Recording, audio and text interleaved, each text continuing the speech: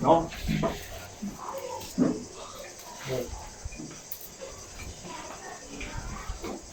¿Se puede apagar la luz, Mincho?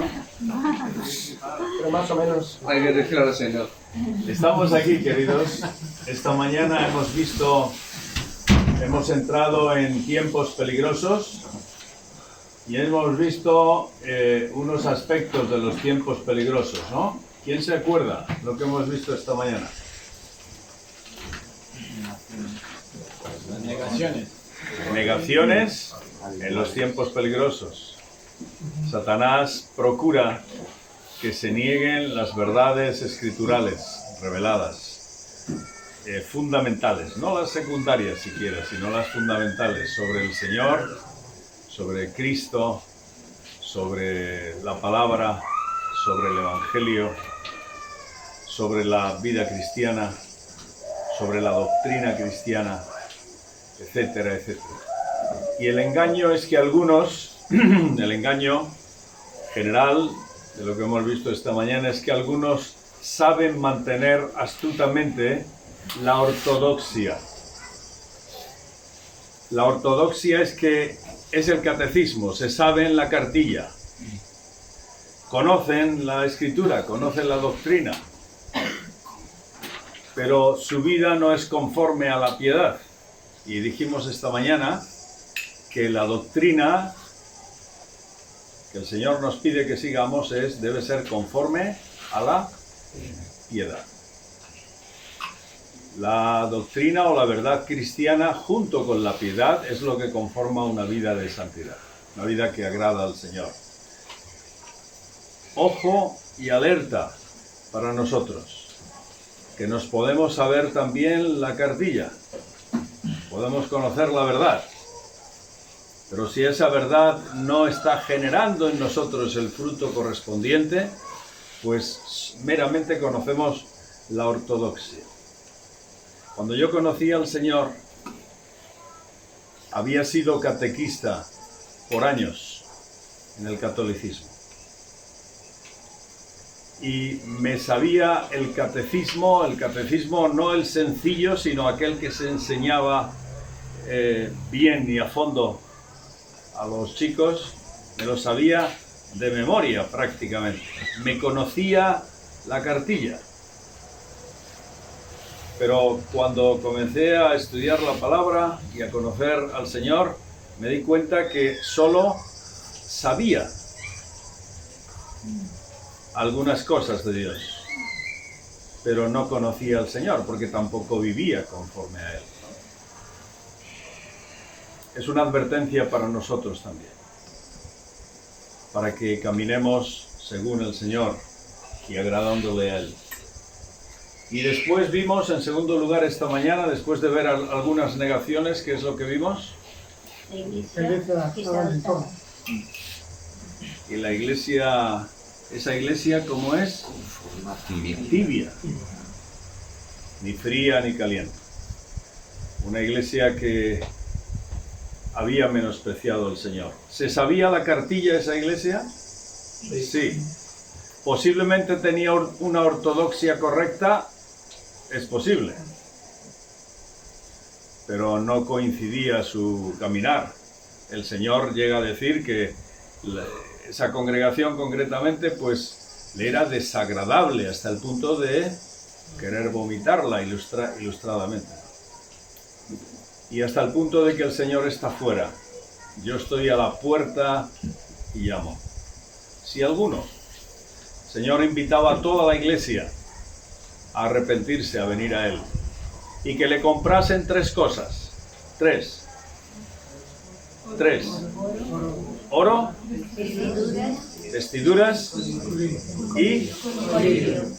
¿Qué era el oro, hemos dicho? ¿Qué eran las vestiduras? Santidad. ¿Qué es el colirio? Discernimiento, ¿no? Para caminar en el Señor.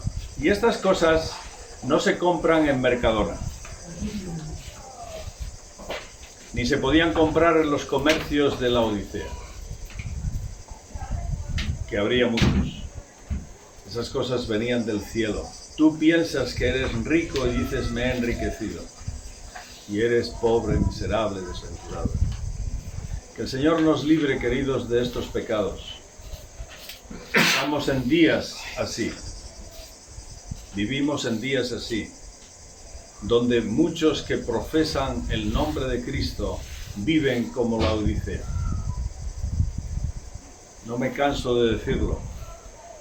Ya hemos de estar alertas ante estas cosas. En esta tarde vamos a centrarnos un poquito en la apostasía, ya que estamos hablando de este tema tan, digamos, tan consistente en las Escrituras, y vamos a ver cómo desde la primera venida hasta la segunda, la apostasía ha figurado, ¿no? Veremos que ha habido unas etapas de liberación y juicio. Dios ha manifestado su gracia a lo largo de la historia en diversas etapas que conocemos, pero las vamos a repasar. Y también veremos cómo el Señor Jesús fue rechazado por su pueblo, a lo suyo vino y los suyos no le recibieron. Y Él sufrió esa apostasía de los suyos, muy, muy dura, muy triste. Y además la anunció, la predijo. Él fue, en cierta manera, el que sufrió, el pionero que sufre ese rechazo frontal de Israel. La flor y nata de Israel le rechaza frontalmente, hasta el punto de que ya se lo quieren quitar de la escena, y así lo hicieron. Y él anuncia estas cosas. Y finalmente, pues algo que hemos visto ya, en realidad esto lo hemos visto, el Cristo glorificado vuelve a anunciar esa apostasía.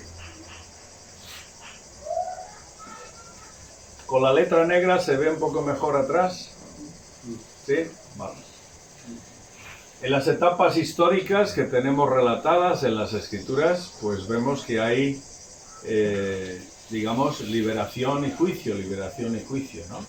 Y haciendo un repaso, pues nos damos cuenta de que cuando hubo la caída en el Edén, junto con esa caída, pues el Señor enseguida da su promesa de misericordia. ¿Quién se acuerda? ¿Cuál fue la promesa de Génesis? ¿Quién se acuerda? Génesis 3. La siguiente de la mujer, ¿no? ¿Nacería qué? Iba a pisar la cabeza de la serpiente. Exactamente. ¿No? De la descendencia de la mujer vendría aquel que aplastaría la cabeza de la serpiente, ¿no? En referencia al Señor Jesucristo y a la derrota del maligno. Cuando vemos que Caín es el primer elemento que asesina a su hermano, qué tristeza para Adán. ¿Cuánto llorarían Adán y Eva con esto? Y verían que era fruto de su propio error, de su propia desobediencia. Ahí lo tenían enfrente. A un hijo suyo mataba al otro. Pues a la vez vemos que Dios manifiesta su misericordia con aquellos que confían en Él, en la poca revelación que había del Señor en aquellos tiempos, ¿no? Porque era una revelación a través de la conciencia principalmente. No había revelación, no había ley, no había escrituras, pero ahí está Set, entre los temerosos de Dios. Enoc, ¿qué le pasó a Enoc? Que anduvo con Dios y fue llevado por él, ¿no? Matusalén, esa línea de descendencia que busca al Señor y camina en él. Cuando llega la etapa del diluvio y todos son juzgados, Dios encuentra que Noé es un hombre que teme a Dios. Y Dios tiene misericordia. A la vez que hay juicio para todos, hay misericordia. Cuando llega Babel y parece que no habían aprendido la lección con el diluvio, pues ahí con la soberbia de querer ser ellos y hacer algo que Dios había prohibido, y en vez de extenderse, juntarse y aunarse, pues ahí vemos de nuevo la piedad de Sem y de su familia que buscaban al Señor. Entre los muchos impíos, ahí había una línea de misericordia porque buscaban al Señor. Al igual en los días de Abraham, mientras Sodoma y Gomorra, con el ingenuo de Lot ahí en medio, Lot y su familia, el Señor tiene misericordia de ellos, junto con Abraham. ¿Cuál fue el error de Lot? ¿Quién podría decirme esta tarde? ¿Cuál fue el error de Lot? ¿Quién se acuerda? Extender sus tiendas hacia Sodoma. ¿Dónde estás que no te veo? Ahí, pues espera. Y poniendo sus tiendas, y además dice la Escritura que fue poniéndolas progresivamente, ¿no? Desde que se aparta de su tío Abraham. Y llega un momento en que no se le ve ya con las tiendas cerca de Sodoma y Gomorra, sino que se le ve dentro, como uno de los principales de la ciudad. Y llega otro momento, otra escena muy lúcida, que es cuando llegan los ángeles y anuncian a Lot el juicio inminente que venía ya y que tenían que marchar. Pues la familia de Lot está en otra cosa. Consideraban una locura aquello. Y los mismos ángeles tuvieron que tirar literalmente de ellos para que salieran. Es decir, estaban bastante metidos en lo que era el mundo de aquellos días, un mundo bastante pervertido por eso, ¿no? Pero Dios tuvo misericordia. Y Abraham rogando e intercediendo por ellos. En el juicio que hubo a Egipto, a la vez que hubo un juicio a los que se resistieron al Señor, a la vez hubo una liberación para Israel. Es decir, Dios ofreció, Dios tendió la mano, no es que condenó a Egipto, Dios tendió la mano a Egipto para que hubiesen abierto sus corazones ante el poder superior del Señor, sobre el poder de los adivinos y de las magias de aquellos días, pero no quisieron. La liberación de Israel coincide con ese juicio a Egipto. La disciplina que vive Israel en el desierto, mientras están siendo disciplinados y corregidos por el Señor en esos 40 años de dureza, porque no pasó ni uno de los que no creyeron al Señor, quienes pasaron fueron los hijos.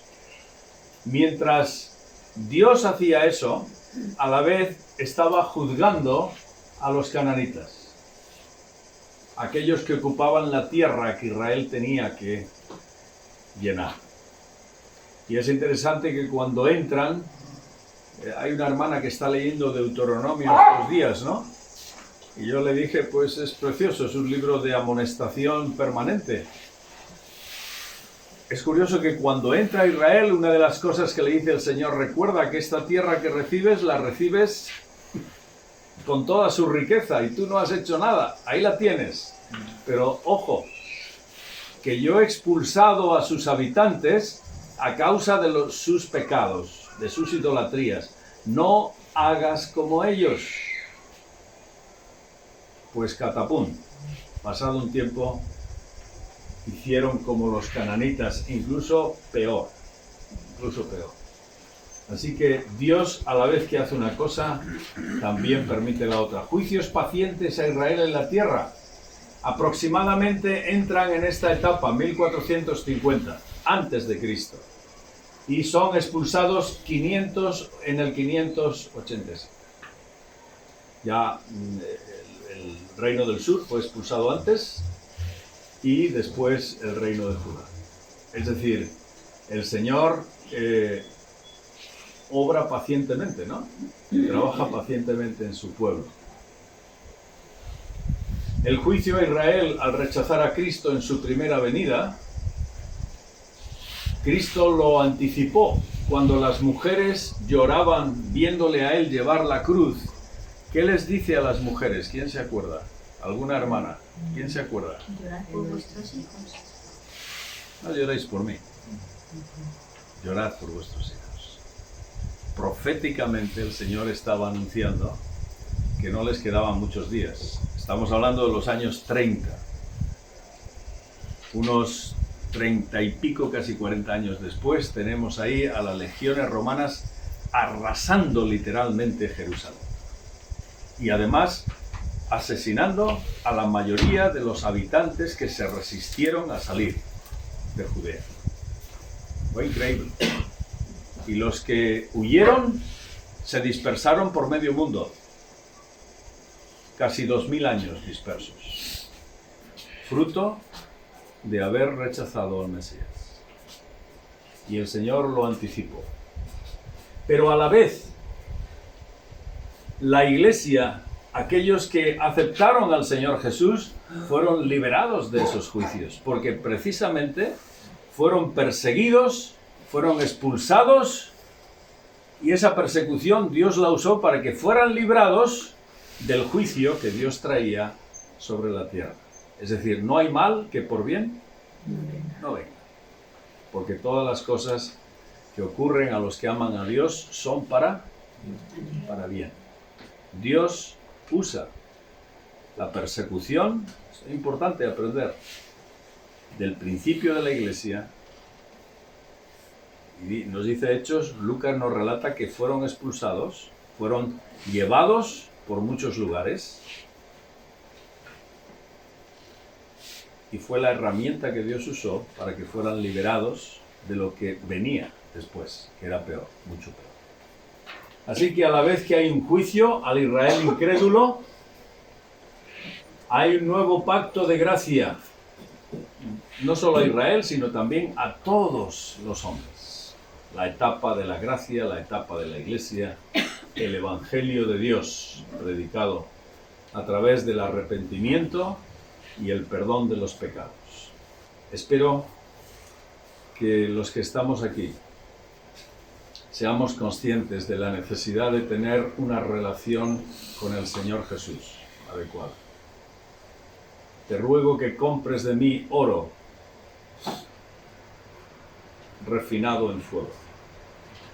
La necesidad de tener una relación personal con el Señor Jesús. Espero que sea así, y que los que conocemos el Evangelio mantengamos esta relación con el Señor. Y si no la tienes, que la cultives, que la inicies, si no la tienes con el Señor. El Señor, por su palabra, apela a nuestra conciencia para que nos pongamos a cuentas con Él.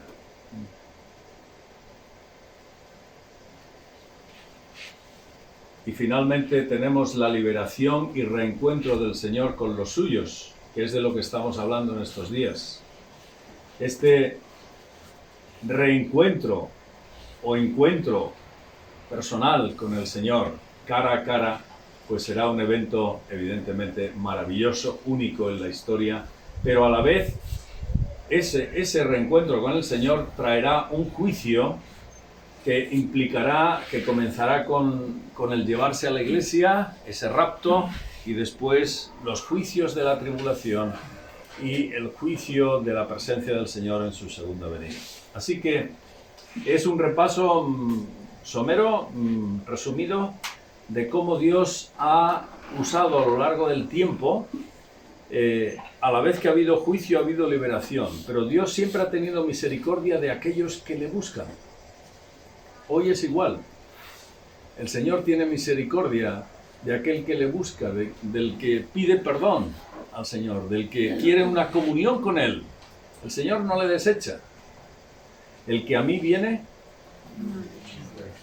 no le echo fuera. Y hemos de tener un corazón para llamar a otros. No hemos de conformarnos, queridos, con nosotros saberlo y tener esta riqueza, sino también llamar a otros al arrepentimiento. Es la llamada del evangelista que pide y ruega que Dios tenga misericordia de los demás. Cristo fue rechazado por Israel y él sufre y anuncia esa apostasía. El Señor Jesús, a lo largo de su ministerio, vemos, según los relatos de los 4 evangelistas, los 4 tienen un formato de redacción distinto, como sabéis, aquellos que estudiáis la palabra o habéis estudiado más. Mientras que el apóstol Juan se centra en los eventos milagrosos principalmente y los encuentros personales de Cristo Jesús. El apóstol Marcos se centra, algunos han dicho en tono de risa, que parece que Marcos iba en un caballo mientras escribía el Evangelio, ¿no? Porque va contando, y Cristo fue allí, y luego salió, y luego entró, y luego es muy dinámico en su relato, con un estilo romano. Era un poco la mentalidad romana, dinámica, activa, no muy extensa, concisa. Lucas es el historiador, el que relata minuciosamente la vida de Cristo y además lo hace cronológicamente. Los otros evangelistas, excepto Marcos, no usan un relato cronológico. Y parece que Marcos aprende y copia de Lucas por indicación de Pedro. Y tenemos a Mateo, que Mateo muestra la vida y el ministerio del Señor Jesús de forma temática. Juan, en base a su ministerio de señales y prodigios. Marcos, cronológicamente, de forma concisa. Lucas, una cronología muy detallada y bien investigada, según él mismo dice, y posiblemente por encargo del apóstol Pablo, ya que Lucas formaba parte del equipo de Pablo. Y Mateo hace un relato temático. Y es interesante que cuando Mateo está relatando la enseñanza del Señor Jesús, llega un momento en que Mateo relata que Cristo comenzó a enseñar en parábolas. Y es interesante preguntarse por qué. Vamos a mirarlo, Mateo capítulo 12. Vamos a ver el mismo relato del evangelista.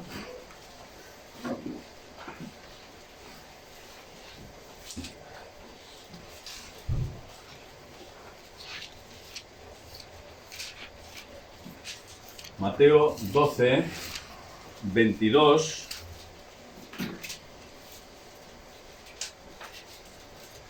al 24. Un valiente que lo pueda leer en voz alta, por favor. Mateo 12, 22 al 24.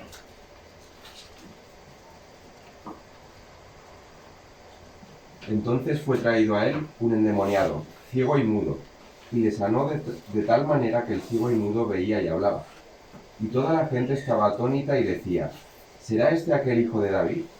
Mas los fariseos al oírlo decían: este no echa fuera a los demonios sino por Belcebú, príncipe de los demonios.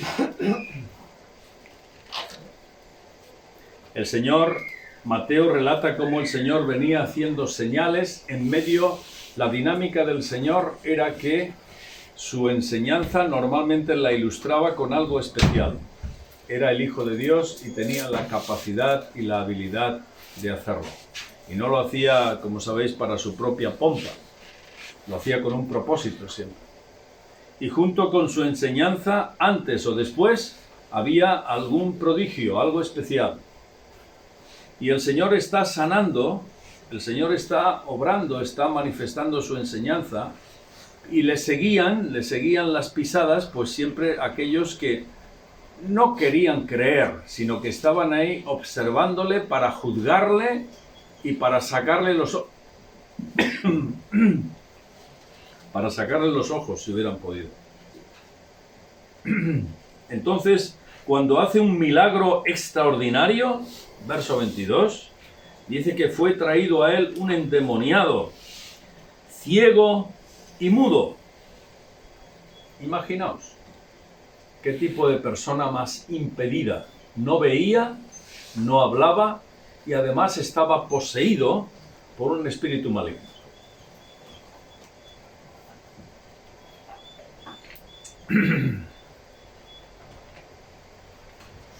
Y según Mateo nos relata, pues el ciego y mudo veía y hablaba.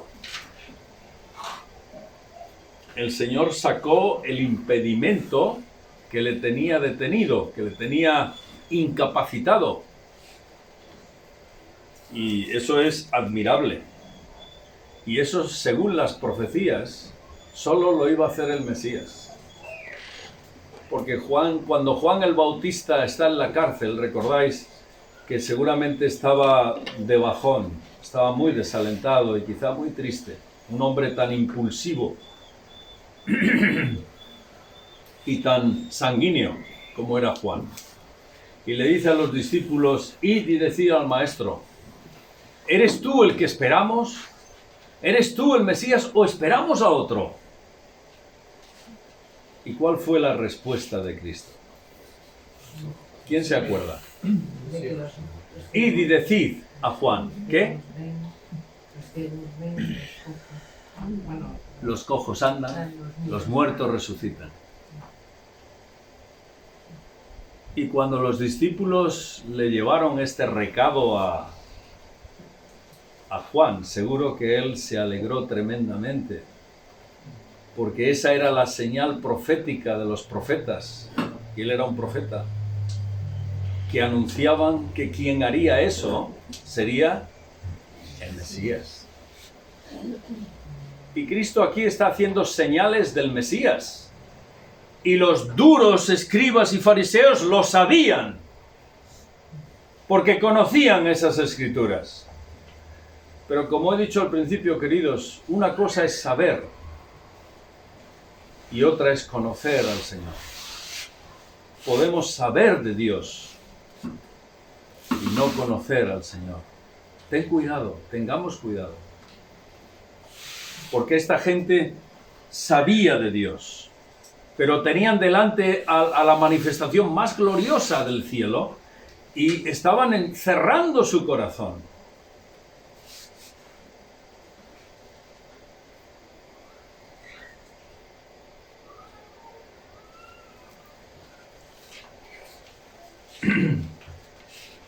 Y es interesante que la gente en verso 23 dice: y toda la gente estaba atónita y decía, ¿será este aquel hijo de David? Es decir, la gente se lo preguntaba y podemos decir que la gente no era tan ilustrada seguramente. Habían escuchado la palabra en la sinagoga, muchos habían oído lo que se les había enseñado, pero no era gente ilustrada. Pero sabían que el hijo de David vendría un día. ¿Será este? Digamos, la gente común. Pero los fariseos, los que sí lo sabían, y esto cada vez que leo este relato me duele tremendamente, porque los que sí lo sabían eran obstáculo y tropezadero para aquellos que buscaban al Señor y que no tenían la certeza, pero estaban considerando si era el Mesías. Por eso cuando la mujer samaritana le dice a Jesús en el pozo de Jacob, ahí en Samaria, le dice: el día que venga el Mesías, pues sabremos todas las cosas. Listo. Qué alegría para esta mujer. Una mujer inquieta, una mujer que había seguramente sufrido mucho por las peripecias de su vida, y el Señor va a buscarla a ella. Esto es maravilloso. No va a buscar al alcalde del pueblo, ni al más rico del lugar. Va a buscar posiblemente a la mujer más desgraciada, más marginada, más criticada, más marginada. Aquí está el Mesías. Y deja el agua, el cántaro y va corriendo y anuncia al Señor en el pueblo. Maravilloso el Señor. Precioso. Pero aquí están los fariseos siendo una piedra de tropiezo. Ni entráis, ni dejáis entrar. Sepulcros blanqueados. Las acusaciones que el Señor les daba eran pocas. Pocos los calificativos, merecían más, pero les dio los precisos. Sabiendo Jesús, los fariseos, verso 24, este no echa fuera a los demonios, sino por Belcebú, príncipe de los demonios. Es decir, están acusando al Hijo de Dios de ser un endemoniado. ¿Hasta qué punto llega la dureza en el corazón del hombre? Y además, en el corazón de los hombres que más sabían. Por eso vuelvo a decirlo, el saber no nos libra. El saber no es el salvoconducto para tener comunión con el Señor. Se requiere el saber y el tomar la actitud de estar ante el Señor. ¿Cuántos saben de Dios? ¿Cuántos? ¿Cuántos le buscan y le aman? Le están tratando como a un endemoniado. Sabiendo Jesús, verso 25, los pensamientos de ellos les dijo: todo reino dividido contra sí mismo es asolado, y toda ciudad o casa dividida contra sí misma no permanecerá. Y si Satanás echa fuera a Satanás, contra sí mismo está dividido. ¿Cómo permanecerá su reino? Y si yo echo fuera a los demonios por Belcebú, ¿por quién los echan vuestros hijos? Por tanto, ellos serán vuestros jueces. Es decir, los endemoniados eran aquellos que andaban en los círculos religiosos, que están acusando a Jesús de serlo. Y a partir de este momento, Mateo nos dice que el Señor Jesús dejó de hablar claramente. No solo por el dolor que esto le supondría, que seguramente que lo fue, sino por el hecho de que se dio cuenta que mucha gente que le oía, le entendía, pero no querían. Le oían, le entendían, pero no querían. Y él comienza a encriptar su enseñanza. Y las parábolas precisamente es eso. El hecho de que Cristo muestra la verdad, pero una verdad encriptada, que hay que descubrirla. Fijémonos un momento en capítulo 13, que es cuando el Señor comienza a hablar en parábolas. Una vez que el Señor ha contado la parábola del sembrador, los discípulos, claro, reaccionan, porque el Señor no lo había hecho antes. Así que es una etapa nueva en la didáctica, en la pedagogía de su enseñanza. Verso 10. Entonces, acercándose los discípulos, le dijeron: ¿por qué les hablas por parábolas? ¿Por qué? Alguien ha dicho que la parábola es como una cápsula. Estas cápsulas que hoy ya son muy comunes que tomamos, no la pastilla, que ya casi no se ven las pastillas, sino la cápsula, que tiene un recubrimiento, ¿no? y dentro tiene unos polvitos, la esencia de la medicina, y cuando tú la tomas y los jugos gástricos comienzan a envolverla, llega un momento en que el plástico se deshace. Y entonces la esencia de esa medicina pues comienza a hacer su efecto en el estómago, etc. Alguien ha comparado la parábola a eso. La parábola al principio se escucha y se ve pues como una historia. Pero solo aquel que se la toma la digiere. Solo aquel que la acepta la entiende. Y aquí el Señor Jesús le explica a los discípulos por qué está enseñando en parábolas. Verso 11. Él respondiendo les dijo: porque a vosotros os es dado saber los misterios del reino de los cielos, mas a ellos no les es dado. Es duro esto, pero el Señor tuvo que llegar a esta situación. Porque a cualquiera que tiene se le dará, y tendrá más.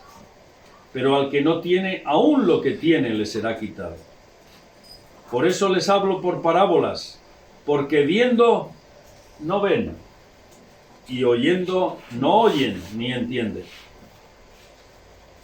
De manera que se cumple en ellos la profecía de Isaías que dijo: de oído oiréis y no entenderéis, y viendo veréis y no percibiréis, porque el corazón de este pueblo se ha... ¿qué?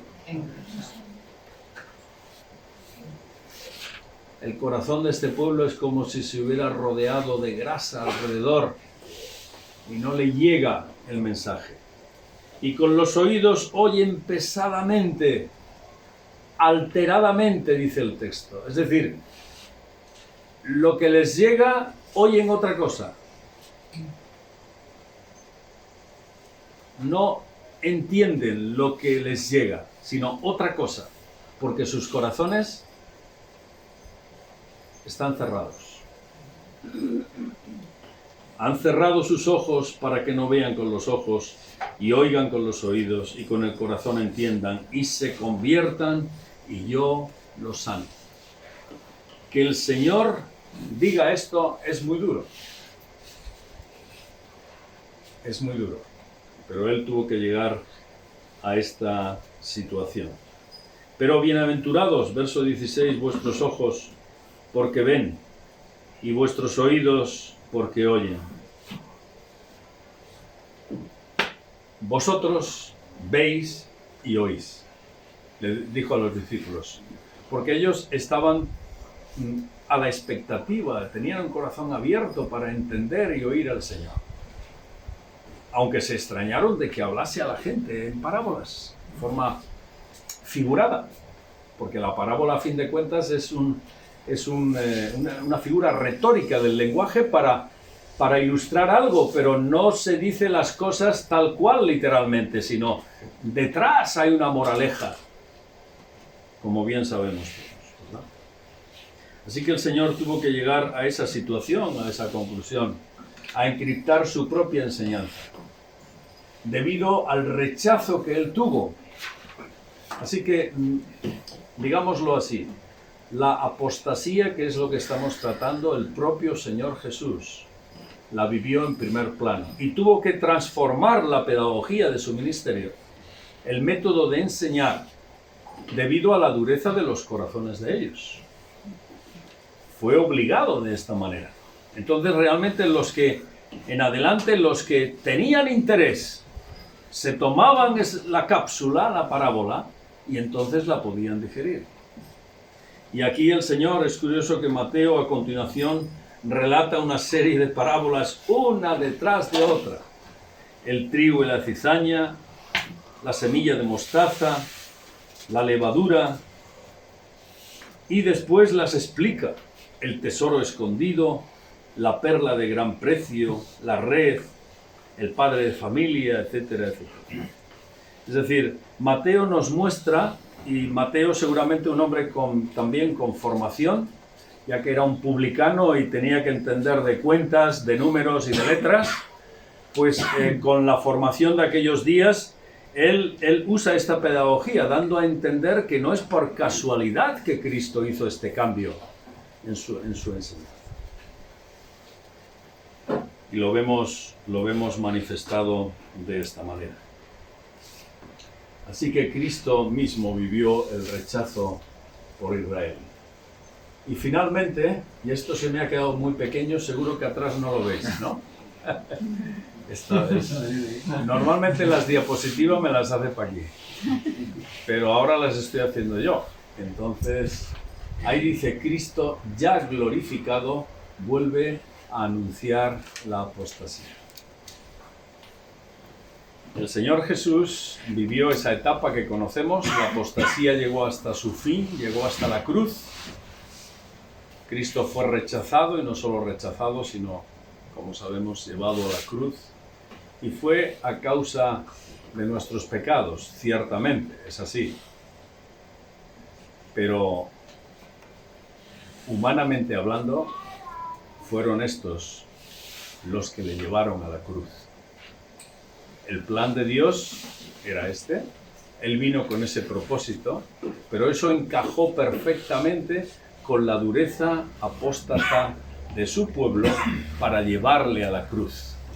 Así que, ¿quiénes fueron los que llevaron a la cruz, a la muerte a Jesús? ¿Quiénes?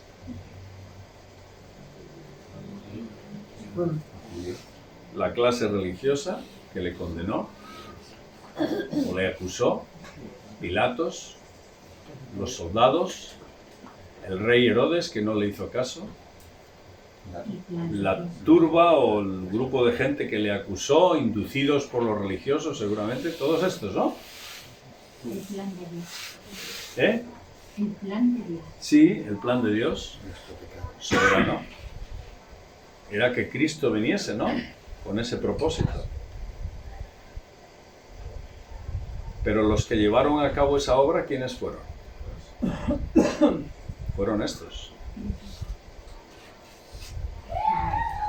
¿Cómo encaja la soberanía divina con los hechos de los hombres? ¿Dejan de ser responsables aquellos hombres por el hecho de que Dios trajo a Cristo aquí?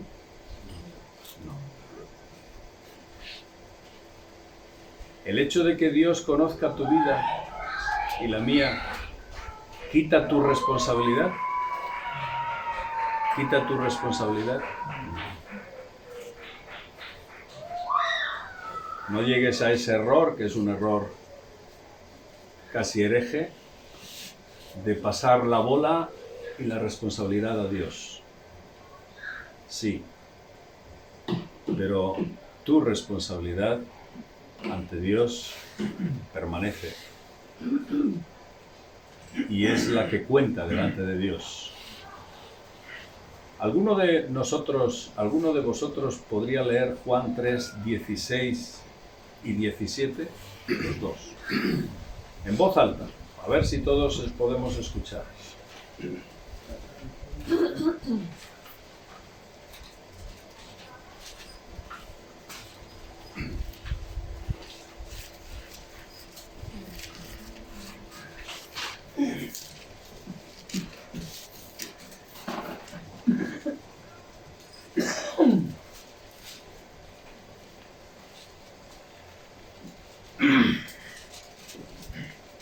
Porque de tal manera amó Dios al mundo que ha dado a su Hijo unigénito, para que todo aquel que en él cree no se pierda, mas tenga vida eterna.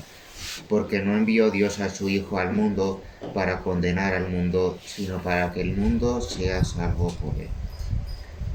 Verso 18. El que en él cree no es condenado, pero el que no cree ya ha sido condenado, porque no ha creído en el nombre del unigénito Hijo de Dios. Y esta es la condenación, que la luz vino al mundo y los hombres amaron más las tinieblas que la luz. Hemos visto en el caso de los religiosos, porque sus obras eran malas, ¿no? El rechazo personal de Cristo, de la obra de Dios en nuestras vidas, no nos exime de la soberanía divina, no nos exime de lo que Dios haya planificado. Y en el caso de Cristo, esta es una realidad muy, muy evidente, ¿no? Esta tarde acabamos aquí. Tenía más material, pero con pasión, ¿no? Para no ser demasiado largos. No, porque el tema es muy importante. Cristo vive en primera persona la apostasía. Cristo tiene que cambiar su pedagogía de ministerio a causa de la dureza de los que le seguían, de los que le oían, pero no querían entender. Una cosa es oír y otra es, ¿qué? Querer entender. Una cosa es saber y otra cosa es vivir conforme al Señor, ¿no? Que el Señor nos ayude, nos fortalezca. No sé si hay algún comentario o preguntas a lo que hemos visto. Esta mañana que no hubo preguntas, ahora si hay alguna.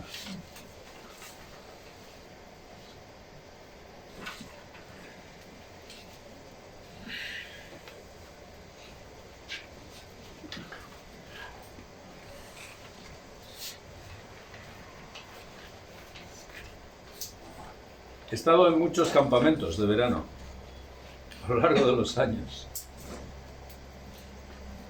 En algunos había preguntas.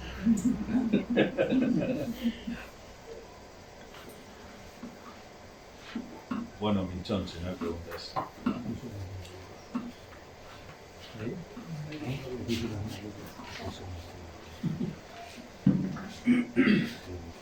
Bueno,